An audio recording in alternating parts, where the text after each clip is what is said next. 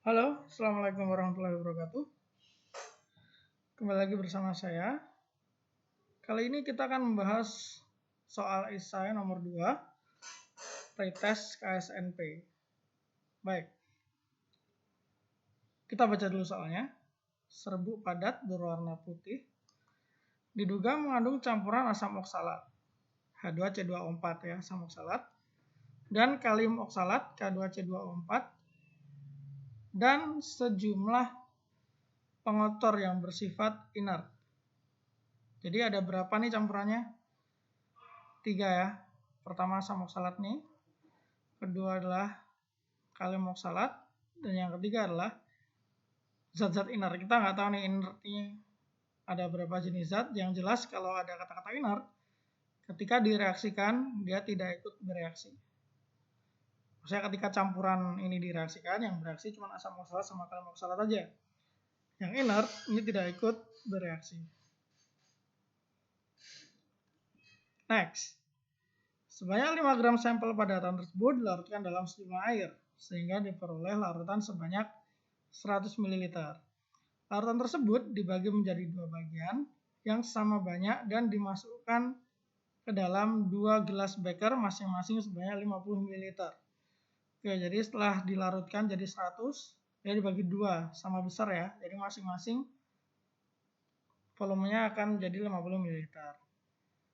Larutan di gelas beker pertama direaksikan dengan kalium permanganat KMnO4 berlebih. Nah, jadi nanti yang di campuran ini yang entah siapa yang bereaksi, dia pasti habis dalam reaksi, sedangkan KMnO4-nya masih tersisa dalam suasana asam, sehingga semua ion oksalat teroksidasi menjadi gas karbon dioksida, sedangkan ion permanganat tereduksi menjadi ion Mn2+.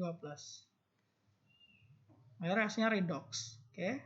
Karena ada yang teroksidasi dan tereduksi. Next, gas karbon dioksida yang dihasilkan ditampung di dalam wadah dengan volume 1,03 liter, suhunya 50 derajat Celcius, dan tekanan 1 atm. Ini gas karbon dioksidanya. Ini kondisinya nih. Nanti kita pakai hukum gas ideal aja untuk menghitung molnya atau masanya. Larutan dalam gelas beker kedua, nah sekarang gelas beker kedua, tadi baru yang pertama ya. Dititrasi dengan larutan standar NaOH, dititrasi pakai NaOH. Kemudian sebanyak 42,8 liter larutan NaOH 0,5 yang dibutuhkan untuk menetralkan seluruh asam oksalat dalam larutan menjadi natrium oksalat 0,5. Wait, hang on. Ini 0,1 molar, 0,5. Atau berubah ya. Nanti aja deh kita bahas. Kita baca dulu soalnya aja. Baik, yang pertama, gambarkan struktur Lewis ion oksalat disertai dengan muatan formal tiap atom penyusunnya jika ada. Oke, kita bahas yang A dulu aja ya. Kita bahas yang A. Oke, nanti untuk yang poin ini 0,5 molar dan 0,1 molar karena terjadi inkonsistensi di sini ya. Nanti akan saya cek terlebih dahulu. Sekarang kita fokus dulu ke nomor A. Struktur Lewis asam oksalat C2O4 2- disertai muatan formal. Oke, sekarang ini. Langkah-langkah menggambar struktur Lewis. Biasanya sih struktur Lewis dimulai dengan menggambar lambang Lewis dari atom-atom penyusunnya. Misalnya C2O4 berarti ada 2C, ada 4O. C dulu. C, elektron valensinya kalian akan menemukan bahwa C itu punya 4 kayak gitu ya. Ada 2C di situ. Ini. Terus O-nya itu kan elektron valensinya 6 ya. Nah, jadi akan ada seperti ini, 2 berpasangan, 2 single. Kita gambar dulu aja.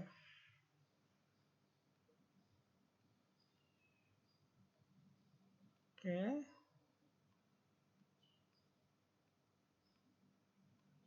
Seperti ini, baru 3O. Dah.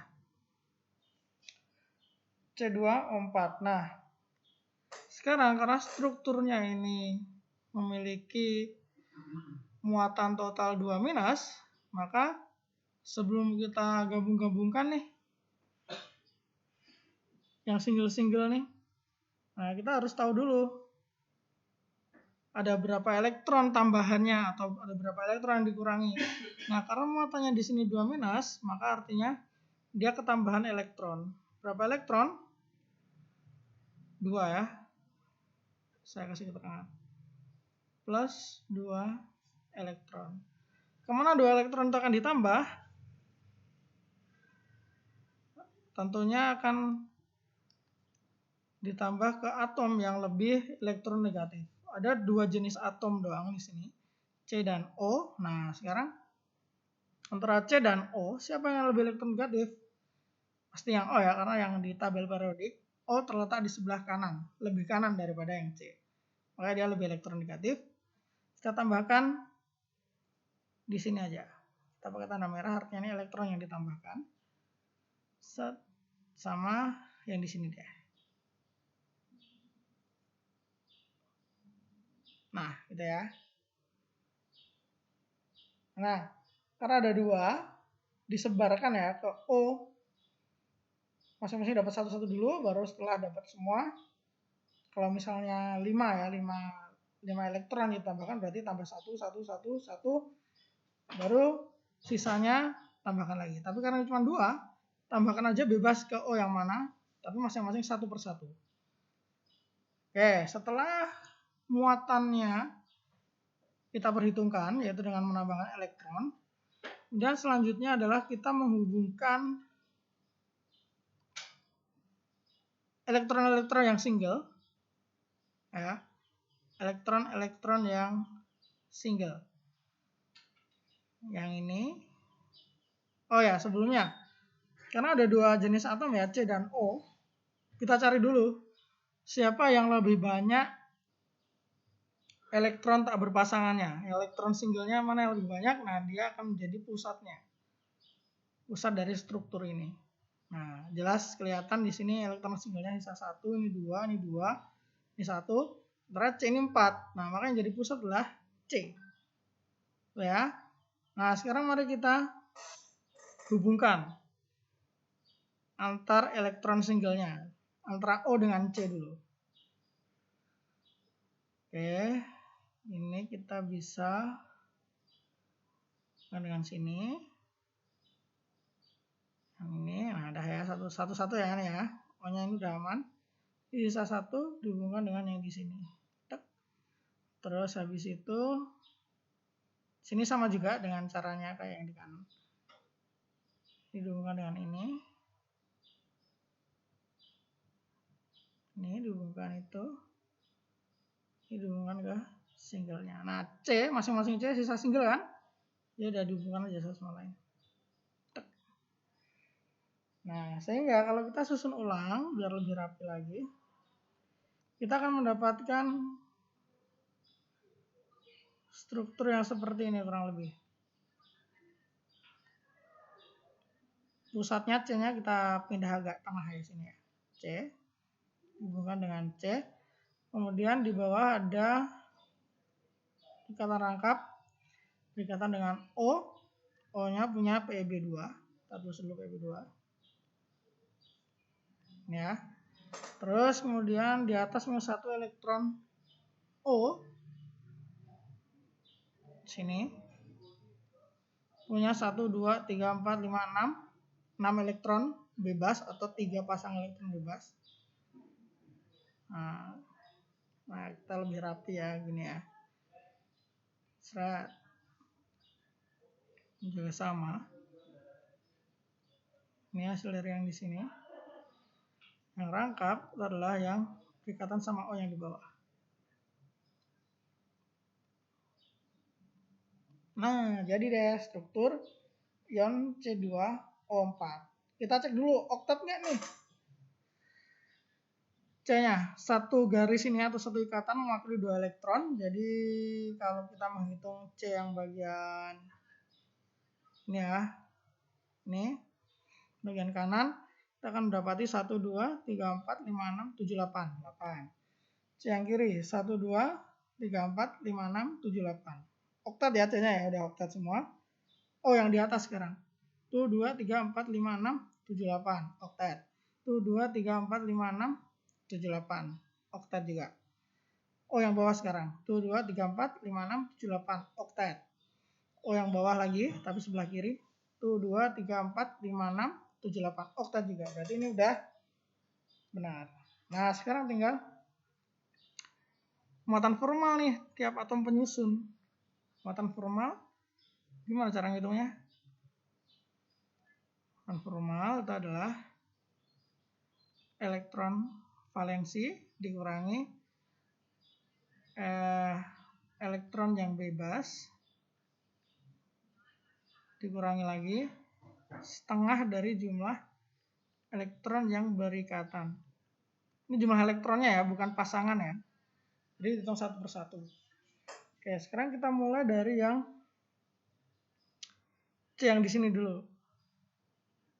C yang di sini elektron valensinya 6. Bukan C. O. Elektron valensinya 6. Dikurangi yang bebas berapa? 1, 2, 3, 4, 5, 6. 6 juga.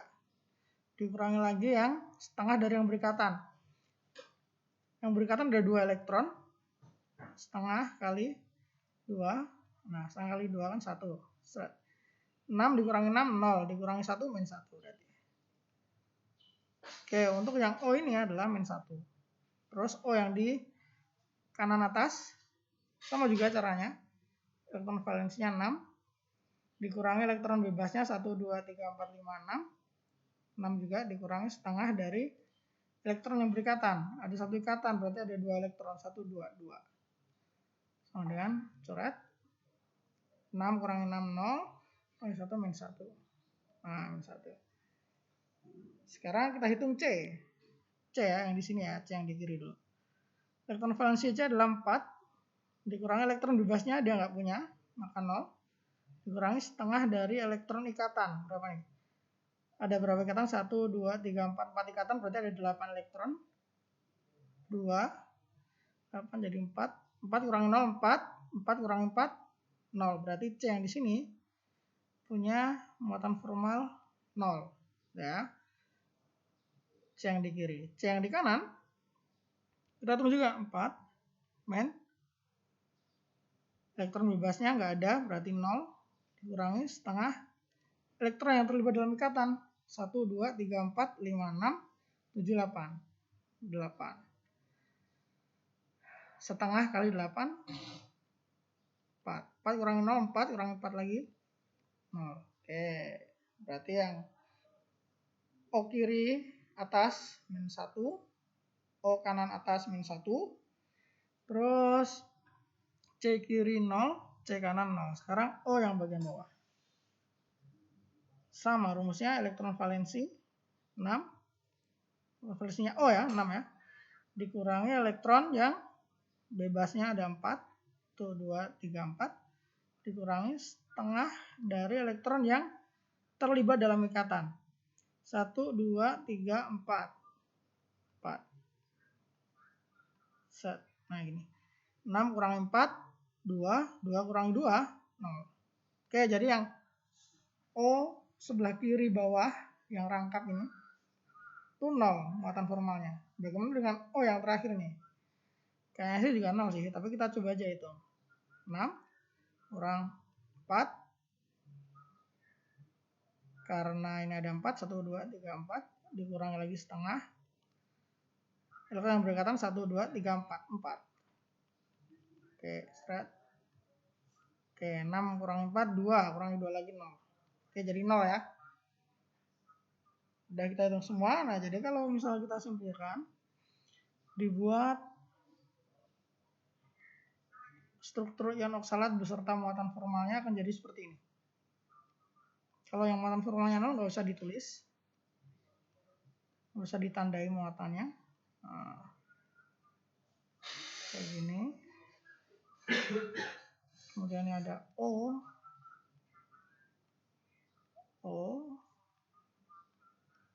elektron bebasnya ada 6. Ini, nah, yang memiliki muatan formal D yang mana nih? Oh, yang atas ini, bagian atas ya, sama-sama -1. Ini dikasih minus. Jika dikasih minus. Oke, jadi deh muatan formalnya. Nah, selanjutnya berarti nomor A udah selesai ya. Menggambar struktur Lewis dari ion oksalat serta muatan formalnya. Yang B, sekarang gambarkan minimal 2 struktur resonansi ion oksalat. Oke, kita akan menggambar. Kita hapus dulu aja ya di sini ya biar ada space-nya. Untuk kita gambar lagi. Ya.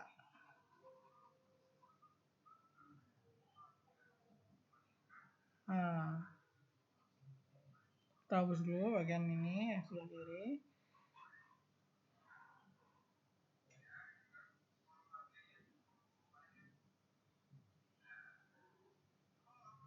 Oke.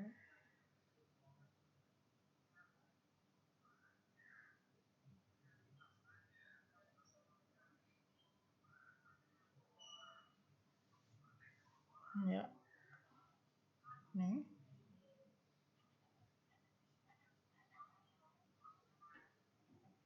Oke, dikit lagi ya.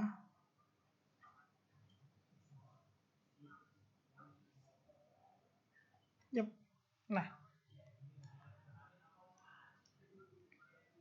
Nih, nggak saya hapus karena kita akan ada hubungannya dengan menggambar ion struktur resonansi dari ion oksalat. Nah, tapi sebelum kita menggambar resonansinya, kita harus tahu dulu nih struktur resonansi itu yang kayak gimana nih.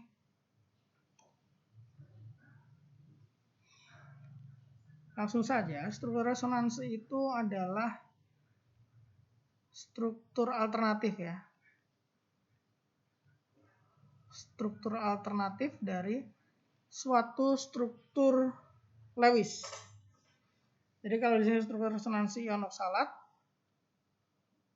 maka kita udah dapat ya ini ya struktur Lewisnya ion oksalat. Dia memiliki alternatif lagi, alternatif struktur lain yang nggak kayak gini bentuknya. Yang kayak gini bukan seperti ini, bagaimana dia tersusun, tapi beda. Tapi nggak jauh beda sih. Namanya kan alternatif kan. Nah, gimana mencari alternatifnya? Nih, alternatifnya adalah dengan mengubah ikatan Pi menjadi PeB atau mengubah ikatan Pi menjadi ikatan Pi di sampingnya. Kemudian mengubah PeB menjadi ikatan Pi yang terdekat. Dan yang perlu digarisbawahi di sini adalah bahwa sebisa mungkin struktur resonansi itu tidak melanggar aturan oktet dan tidak memotong atau memutus ikatan sigma. Tidak memotong, berarti tambahannya no. Nah, no memotong ikatan sigma. Ikatan oktet harus mempertahankan aturan oktet sebisa mungkin, gitu ya. Ini catatan pentingnya. Nah, mungkin kalian bertanya-tanya juga, apa ini ikatan Pi ini apa ya? Ikatan P terus ikatan sigma ini apa gitu. Oke, langsung saja tidak usah berbasa-basi. Ikatan sigma itu bisa kita katakan sebagai ikatan kovalen utama. Dan Pi ini bisa kita katakan sebagai ikatan kovalen tambahan. Artinya apa? Misalkan ada nih CO tunggal kan, berarti ini adalah sigma.